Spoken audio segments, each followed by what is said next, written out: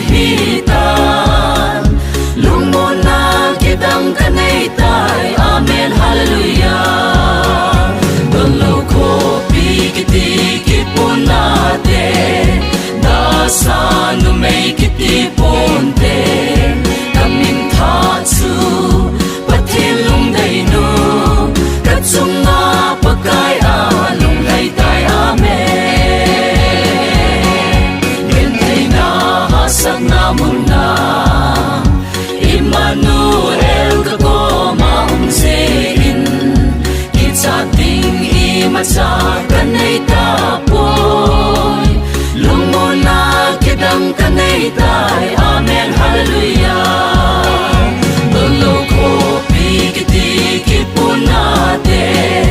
dasan may kiti ponte kamin tatsu patilong dayno katsung nga pagkay along laytay amen lamote sayon sa ite maylut na tuy bibang along singe yagaw anvan manat sunay vasing lumona kitang kanaytay amen hallelujah tolo ko pikiti kipunate dasan may